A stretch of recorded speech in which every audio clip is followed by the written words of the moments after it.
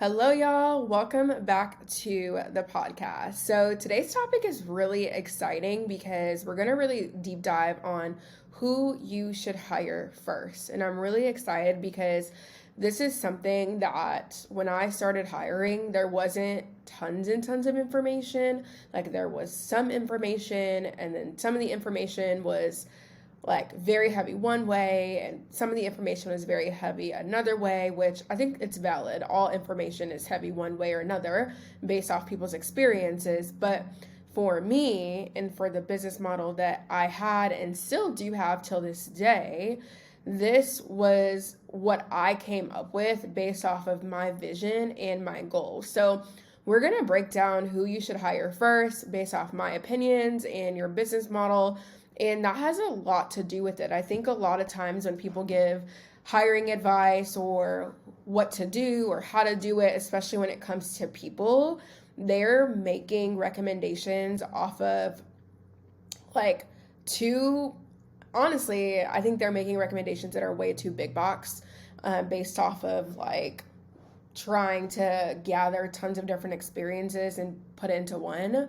where I'm really excited to just deep dive and share with y'all my experience and based off of the business model that I run, so that if you run a similar business model or want to run a similar business model, you'll be able to take this and run with it. And a lot of it is transferable, right? A lot of it is, but take what you will with a grain of salt, take what works for you and leave the rest.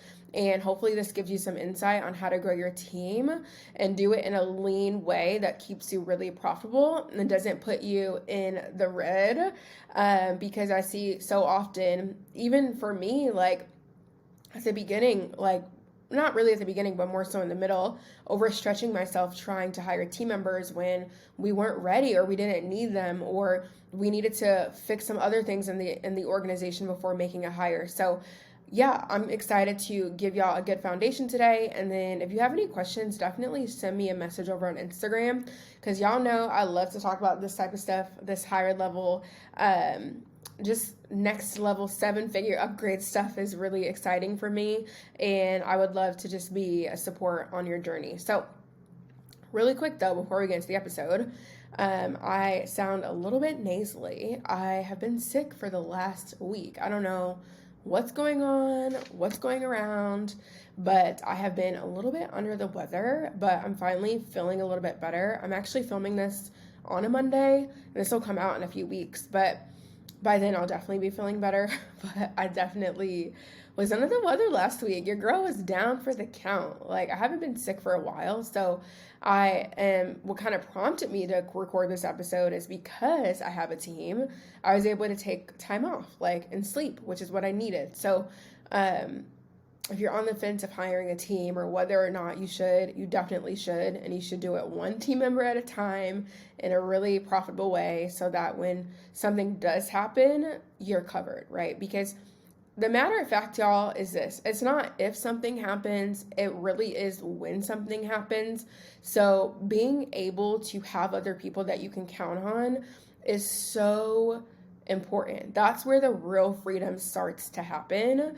And so many people talk about like solopreneurship, like it's like the end all be all. And I think there's a time and a place for solopreneurship. Your first 6 figures, you don't really need anybody, to be honest. Honestly, you could even go as far as 200K, 250. But I think once you start getting into those low multiple 6 figures, you really want to think about how can you take your business to the next level so that it can operate whether you're there or not. All right. So let's get into the episode. I'm really excited to talk about this topic, and hopefully it gives y'all some insight on how to grow your businesses and your team. So I wanted to really open up with this quote because this quote is really powerful from a place of leadership. And I'm going to do some other episodes on really what leadership and management means. And I'm going to bring my amazing HR consultant / bestie, Kira. She was on the podcast previously when we were when we were Elevate Your Online Business, but she was on the podcast in season 1. And we talked a lot about management and leadership, and I think a lot of people have it very confused. They think that it's like Kira explains it really well. Like leadership is like this buzzword for the online space, and I think leadership is extremely important. Leading of yourself, leading of your team, leading your clients, that is all really important. And also to set realistic expectations for you when you're about to hire a team or expand your team, you actually have to manage your people. And I think that management gets a really bad rap. Management is of people and processes. Leadership is vision. Leadership is mission. Like it's all of those things in coaching and all of that, where management is looking at the day-to-day operation and making sure that not only like tasks are being done, like that's very important, but we're driving the bottom line to ensure that we are meeting our KPIs, meeting our metrics, meeting our goals. And you really lead by managing your people. So I wanted to talk about that too, because a lot of people, as they get ready to hire, like I said, like they're so focused just on the leadership piece that they forget that they actually have to manage the team. So you really have to make a conscious effort and realize that when you get ready to make your first hire or your 10th hire, it doesn't really matter. What is that key? What is that day to day going to look like for that hire? What's that, those processes? What are those tasks? Like, what is that going to look like? And how is that going to fit into the organization? Okay. Because at the end of the day, you guys, like growing a business, you can only grow to your constraints, right? And Alex Hormozy talks about that a lot. Like, you can only grow to the constraints of the business. And if you are the only one working in the business, you only have so much expertise. So you're going to stay stuck. You're going to feel like you're not reaching your potential because you're trying to do it all by yourself. So I don't recommend anybody trying to run a business of any like great caliber by themselves. Like everybody needs support, and I want you to give yourself permission to even go there and even realize that like you're worthy of that, because a lot of times it starts at a place of not feeling worthy or feeling like I don't have enough money, or what if I don't make payroll? And like all those are very valid thoughts and like concerns. And also when you get, it's like, I don't know how to explain it. I'm not a mom yet, but what I've heard is like when you become a new mom, you don't necessarily have all the tools in the toolbox, but there is this instinct that kicks in when you're a mom, from what I understand, and like you just understand how to make it happen, right? So it's the same thing with hiring a team in a business. Like you obviously need coaching and mentorship and leadership and support on how to navigate, because there's a lot of moving parts when hiring a team. But at the core of this, as far as some of the baseline things of like, how am I going to be able to pay my team? Am I going to be able to train them properly? Like you do the deep understanding and like gathering of information beforehand, and then you take action, right? You're not going to put yourself in a financial constraint and hire 10 employees, right? Like crazy. You're not going to do that or not have any recurring revenue. But my goal for all of my clients when I'm helping them step into hiring and all of that is to look ahead, forecast revenue, understand what's coming in, receivables, and making decisions from that place, and how can we make the money appear and like get those plans in place. And then also realizing that sometimes the money is not always going to appear in the quantities that you want because you don't have the team member in place, right? So these are just some high level thoughts that I want you guys to start thinking about as you get ready to start making your first, second, third, or 10th hire. And I've made lots of hires over the last 4 years. In my corporate background's in HR, I've hired hundreds of people. So I feel very qualified to talk to you guys about more of this today. So now that we've prefaced this a little bit, I do want to give you guys a quote. I want to go back to it. Y'all know I go on tangents sometimes, but I do want to give you this quote so you can understand. So the quote is this: you don't build a business, you build people, and people build the business. And that quote's from Zig Ziglar. But I find that quote really powerful, and I'm going to repeat it. You don't build a business, you build people, and people build the business. And I think that in this day and landscape, people have got it twisted. They think, oh, solopreneur, I'm going to run it to the ground, I'm going to hustle, hustle, hustle. And they find themselves burnt out, sick, shutting it down, burning it down, and never reaching their potential. So I want you guys to realize, like anything great, we look at the great companies of the world, like there are people behind those great companies and those great leaders, okay? So and I'm not saying you can't be great if you don't have a team. Please do not take it that way. But if you've made it this far in the podcast, you realize that there is something that needs to change because you're at the point where, maybe you're exhausted. Maybe you're doing all the doing. Maybe you're a CEO, which is like, or chief officer or chief everything officer, right? You're not really a chief executive officer, you're chief everything officer. And you're at this point where you are literally the bottleneck in your business. Like everything relies on you. If you were to take a day off, you wouldn't make any money, or your business wouldn't operate, or clients wouldn't be served. And we just don't want to be in that position for too long, okay? There's like this fine line in your business where you're gonna be at that position and you're gonna feel it. You're gonna know when it's time to make that decision. Now, I'm not going to give the advice to always hire before you're ready. I think you need to hire when it's right. That's my advice, because I think hiring before you're ready, for some people, that could work. For me, it did, right? In business, I have a very high risk tolerance, but a lot of people don't have that. And I don't want to give that advice because I think that can be harmful. I think it also is just not good advice overall, especially if this is your first time hiring a team member and maybe you're making 10K a month or 12K a month or 15K a month and you have really big goals for yourself as well. I don't want you to jeopardize and hire on a full-time $70,000 a year employee or $60,000 a year employee when you're not ready for that.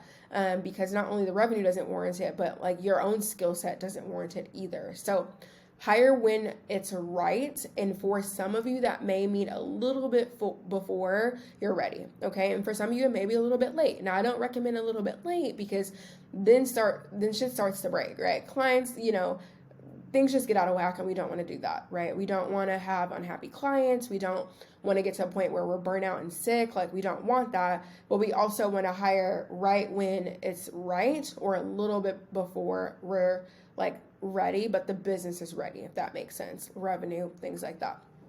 Okay. So if you want to grow your business to high multiple 6, 7, 8 figures, you're not going to do it by yourself, period.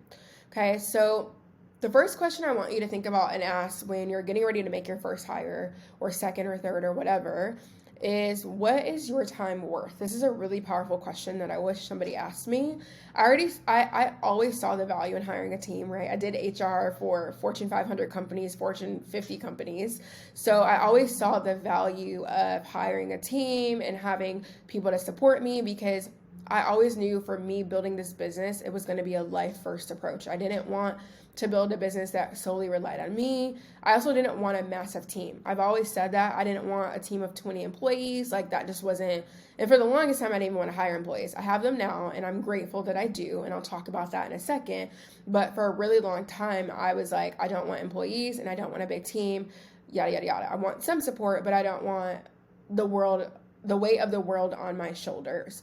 And a lot of that was from ego, right? I was scared. I didn't really know, right? I had all this corporate experience, but it's very different when you're running a small team and you're responsible for cutting the check every 2 weeks. It's very different. But I will say that I've never missed a payroll. We've had people on payroll for over 2 years, 3 years. Well, people on official payroll for a year and a half, W-2. And then we had contractors and stuff for 3 years. So never missed a payroll. People get paid on time and it's great. So, and it's made my life a hell of a lot easier. So I want you to really do a deep dive and ask yourself, what is your time worth? And the best example and the best way to do this is we can look at the year in 52 weeks. And typically there's going to be 2,080 working hours. So 2,080 working hours. So most of my audience, some of you may not have started your business yet, but you can even if you have a forecast or know what you're predicted to make or what you made last year or even in the last 6 months, I want you to take that number and divide it by 2,080. So I'm just going to do simple math here because y'all know I did not go to school for math. But if say you made last year $120,000 in your business and you divided that by 2,080, you get a hourly rate of $57.69. Okay. So essentially my statement is going to be this. If you are currently doing tasks that are not, and I'm going to break down how to figure out what those tasks are in a second. But my big statement here is that if you're doing tasks that are $57 or less hourly tasks, like somebody you can pay to do those tasks, you shouldn't be doing them in your business. Period. Now there's going to be progression, right? You're going to probably have $45 an hour task or $55 an hour tasks still on your plate because nobody else in the organization can do them yet. But the goal should be to get tasks that are below your pay grade off your plate. Okay, so I'm going to walk you guys through logically what that needs to look like, so that you can make really conscious decisions as you get ready to hire. All right, so I want you to do that math. If you're driving, don't do it while you're driving, but when you are stopped or in a place where you can write this down, I want you to take what you made in your business last year divided by 2080. Okay, so that gives you as a CEO's hourly rate. Okay, obviously if you charge, $500 or $1,000 for an hour, like a session, of course, but we're talking about just like working hours over the course of a year. Okay, so the next thing I want you to do, so now you have your hourly rate, cool. So now you want to look at, okay, what are we going to outsource? And I do this even at the level where I have multiple employees, multiple contractors on my team. I still do this a couple times a year to look at, and I work with my director of operations really closely because our job, whether you like it or not as a CEO, your job is to make the company money. That's your job, right? As you scale your business, like I know we've all started our business out of a passion, out of, wanting to profit, out of wanting to serve, and all those things are so great, and that's a big part of the vision. And also as a CEO, your job is to ensure that the bottom line of your company, right? You are a shareholder, right? Your job is to, you're not a shareholder. Your job is to please the shareholders, which you don't necessarily have them yet, but we got to start thinking big picture here.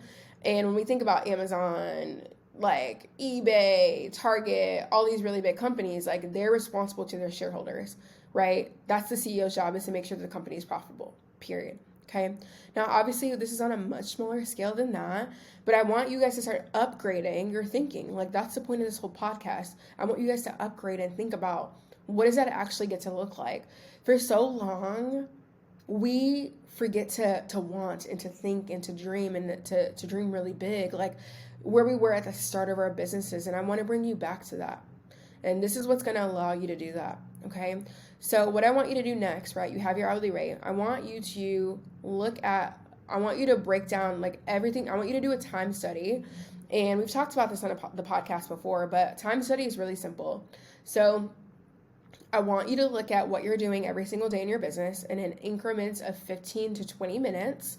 I typically do 20 minutes, but 15 to 20 works great. I usually have my team do it in 15-minute increments when we do this. I want you to write down every 15 minutes what you did for the last 15 minutes in your business. Okay, I want you to do it. I don't want you putting it on your phone. I don't want you like writing it on a Google Doc. I literally want you with freaking pen and paper. I want you with pen and paper doing this, period. Because it's going to force you to stop. And you can set a timer on your phone every 15 or 20 minutes, but it's going to force you to write it down so you're accountable for what you're actually doing, okay? So that's the second thing that I want you to do. I want you to start doing a time study and track your time over 5 days. You don't need to do 3 weeks or anything. Just track your time over like Monday through Friday or whatever your 5 working days are.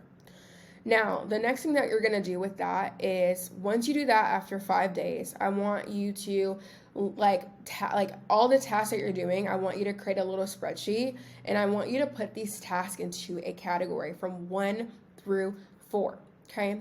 So the first thing's going to be this, things that you dislike to do that only you can do as a CEO. So personally, like I don't love, like I have a bookkeeper, but I don't necessarily love doing bookkeeping, right? But I still, and now my director of operations does it, but at the beginning, right, I was the only one in the company. I wasn't going to give this to a VA, right? I was the only one in the company that could do our bookkeeping, like review our books to sign off on different expenses, okay? So that was something I disliked to do, but only I could do it as a CEO, okay? So that's the first category. I want you to just be very honest. This isn't to judge yourself, but this is just to be honest. The second category, what I want you to do is write out things that you dislike to do that somebody else can do, okay? So whatever that is, that could be sending emails, that could be writing social media captions, although I don't necessarily recommend you outsource that quite yet, but that could be that, right? For me, it was sales pages. I do not like writing sales pages. I like writing conversion copy, right? But I didn't like writing sales pages, so I outsourced that very quickly. The third thing is things that you love to do in your business that only you can do, right? So I love having like our money dates. Like I love looking at my money. I love taking account of it. I love managing it. Like I don't like doing the books, but I love looking at what's coming in, what's coming out, like all those big picture CEO things. So that's the third category, things you love to do and only you can do. I also love doing our Facebook ads. I don't think I'll ever outsource it, right? I just love it. And at that point, I was the only one that could do it, right? And then for the hourly rate that I was at, right?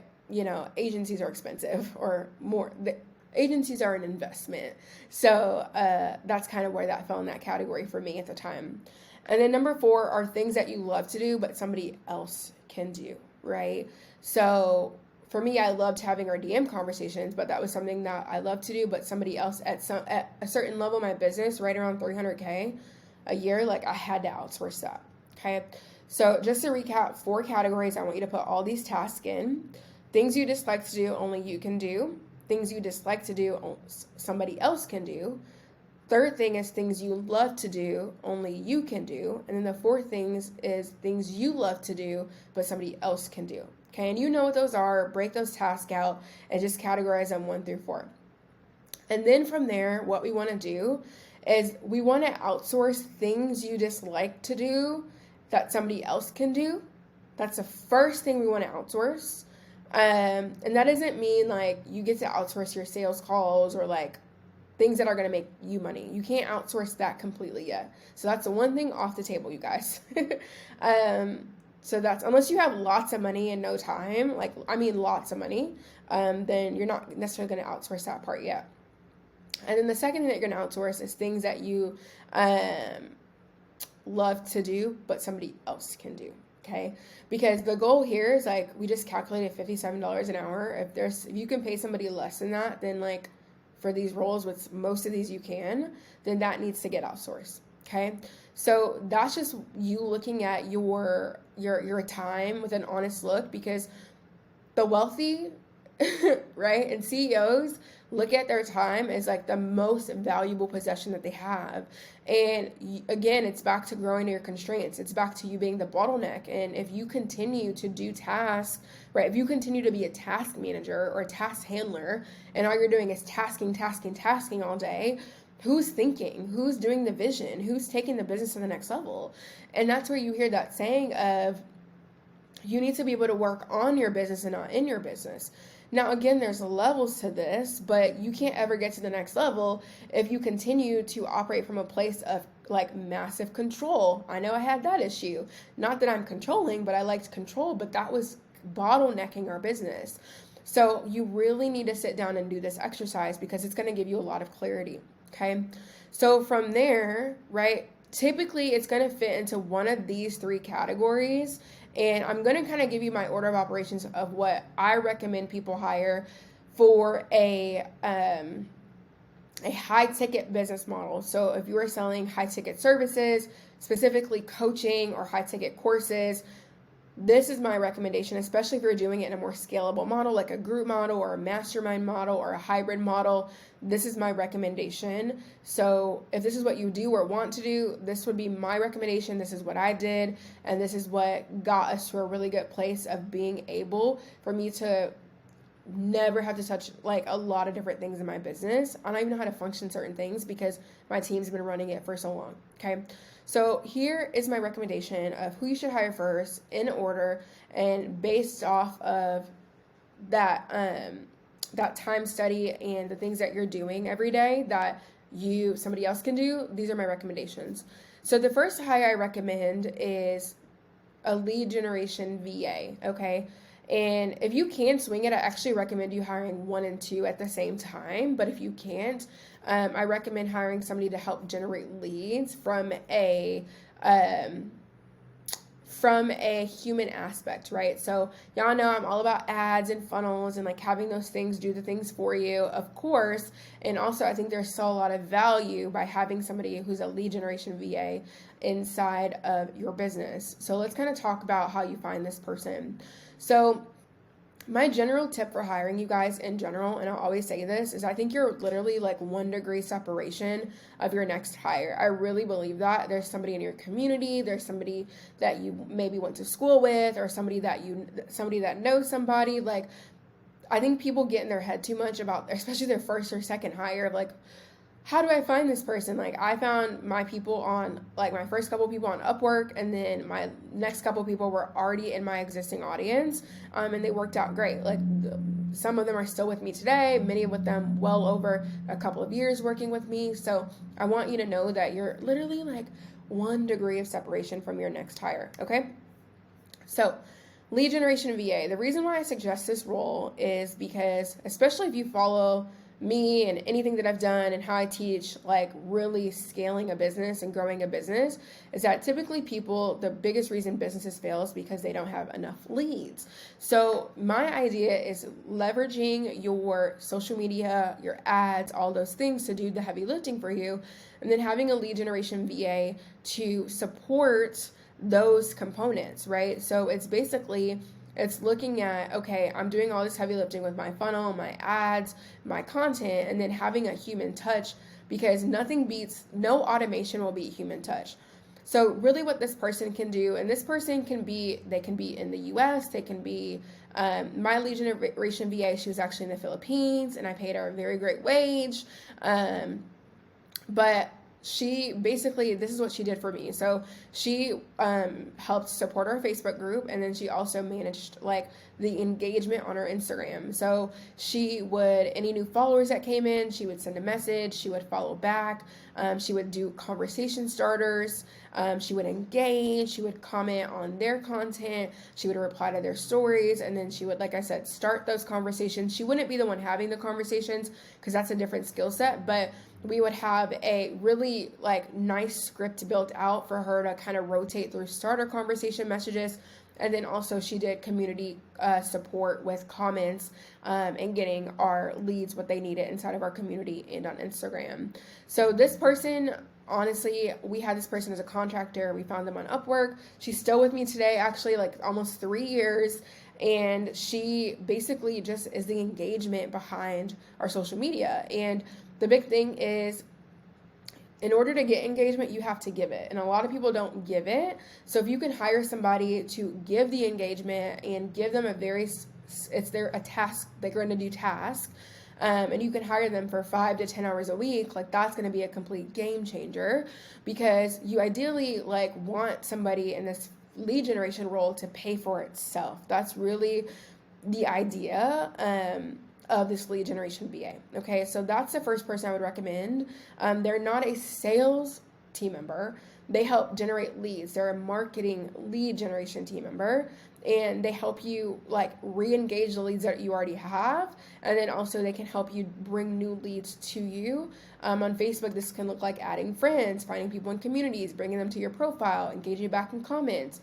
Instagram, same thing. Okay, so that's the first person I'd recommend, 5 to 10 hours a week.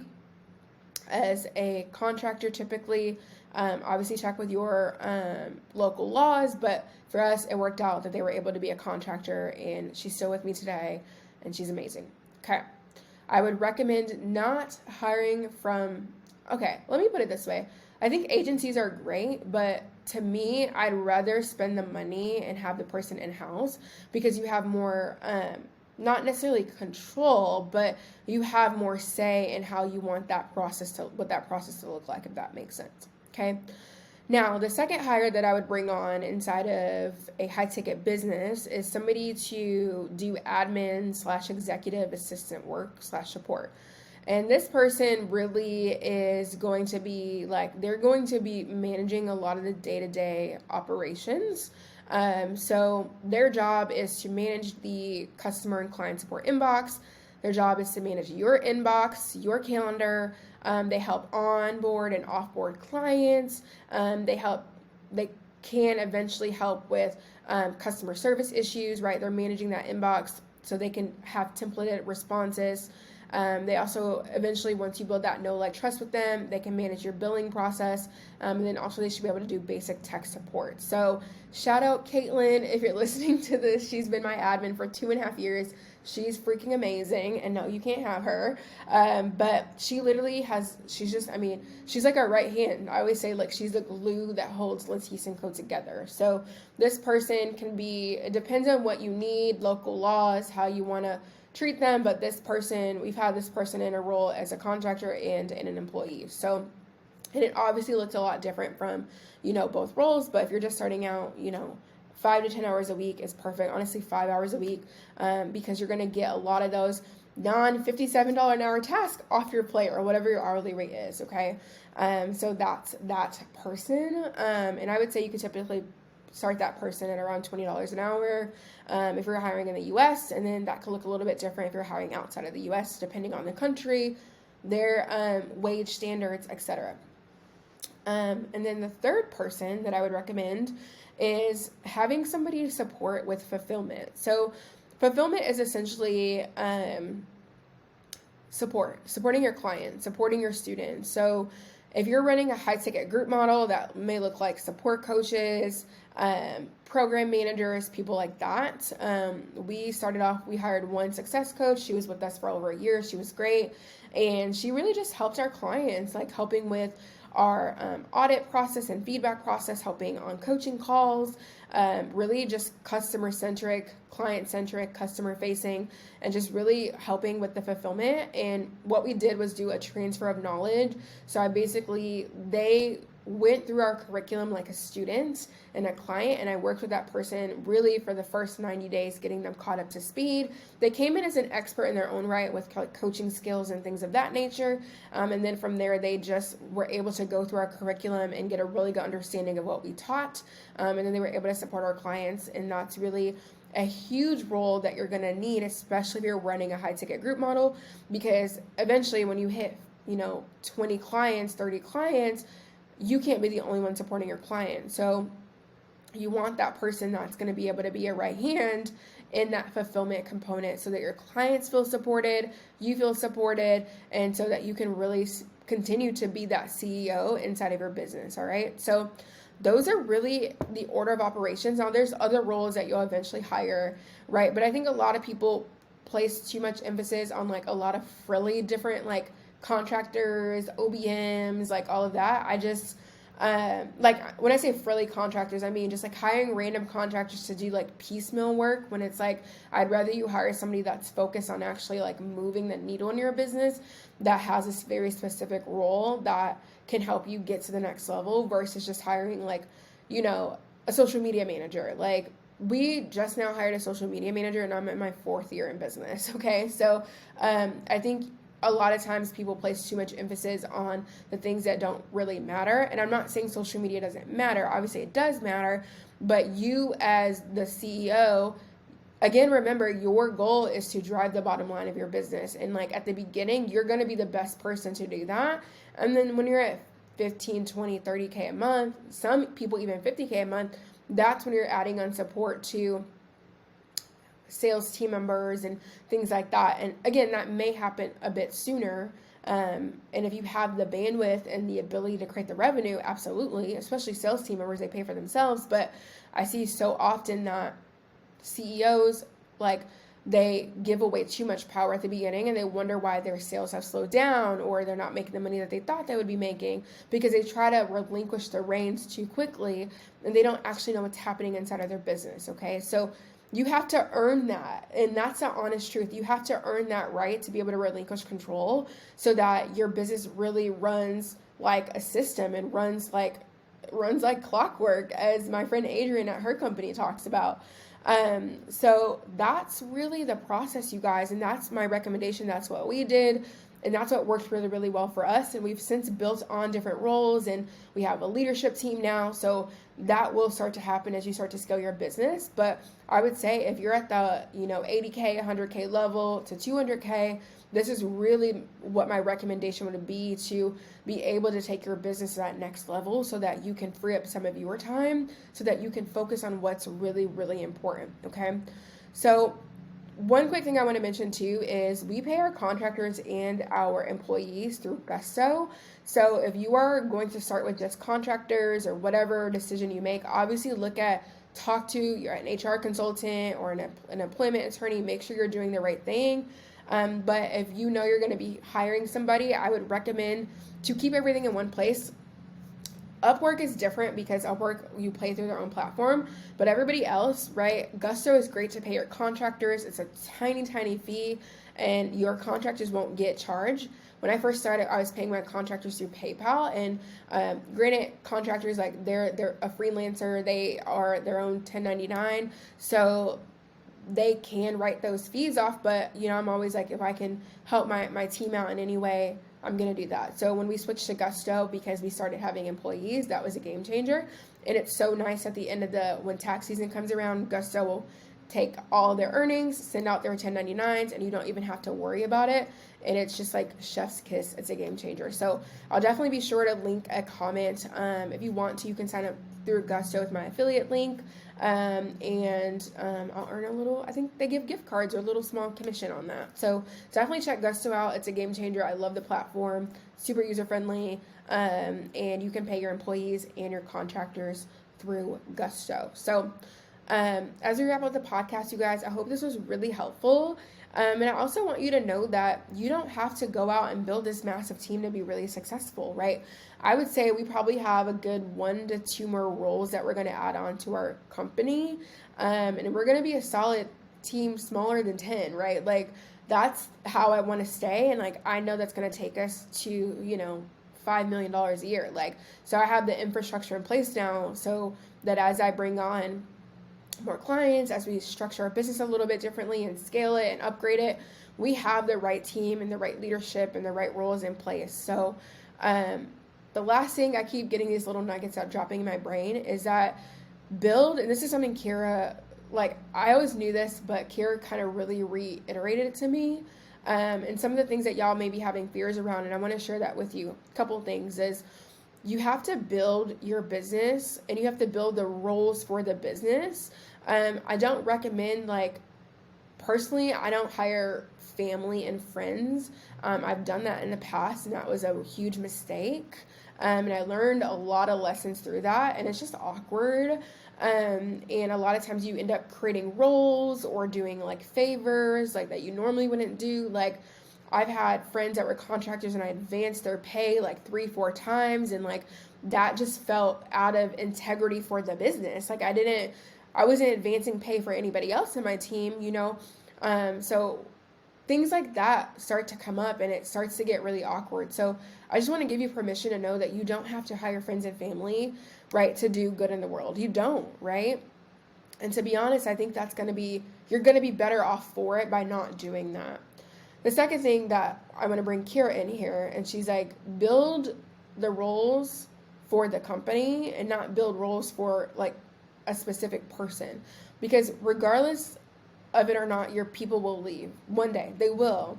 And you have to relinquish the fear that people are going to leave, right? You're going to do your best. You're going to make mistakes. You're going to hire wrong. You're going to learn, and you're going to hire better and better each time, okay? But the fear of somebody leaving or your own isolation or abandonment issues, I know I have those. You cannot, like, I had those and I had to work through a lot of that in my own business. You cannot let that hold you back from making that first hire or that second hire or going for it again and again, okay? Because people are messy. People are humans. Like, things change. It's okay. But as you start to hire these roles, you get them to help you build the role, right? And then you have SOPs and you have training. So the next person that you bring on in the role, it'll be a faster onboarding and a faster ramp up time. Like, so you're going to be in a position, like, you're going to be way better off for it than where you're at now. And that's what's going to really give you the freedom and allow you to upgrade so that you can take the vacation. So you can, like, I just booked I'm going to San Diego in a few weeks. I just booked that last night to leave in a week and a half. Like, I think this podcast will be out after I'm back. But for my birthday, like, I want you guys to realize that, like, hiring isn't as scary or as hard as you think it is. There is definitely some, like, there's things that you got to take care of and legal and all of that, but you can make mistakes and you're going to be okay, right? You can hire wrong and you're going to be okay. It's about getting ahead of it and not wallowing in that when it happens, because it will happen. You're going to make bad hires. You're going to make a mistake. You're going to have to fire people, but this is a big part of getting to the next level, right? And you have to ask yourself, are you willing to settle? Or do you want to be great? Because being great means doing the things that great people do. Being great means doing the things that are uncomfortable. Being great means hiring a team that builds the business for you instead of you building the whole business by yourself. Okay, that doesn't mean you need 50 employees. That may mean you need 2 or 3 employees and like 3 contractors, or 2 employees and 1 contractor. It doesn't really matter what that looks like. What matters is that you build a team that supports you in the business first, so that you can live out your best life and be able to build your wildest dreams through your business without having to settle, okay? So I hope this podcast was super helpful. I loved having this conversation today. Let me know in the comment section, who do you plan to hire on first or second or third, and what your biggest takeaway was from this episode. So I hope this was inspiring, and go make that first hire. I promise you it's not as scary as you think. So be sure to leave us a review, and drop in the comments too. Let me know your thoughts on your business, and send me a message on Instagram. Send me all the things, right? I just love hearing from you guys. So hopefully this was really inspiring and helpful, and we'll see you in the next episode.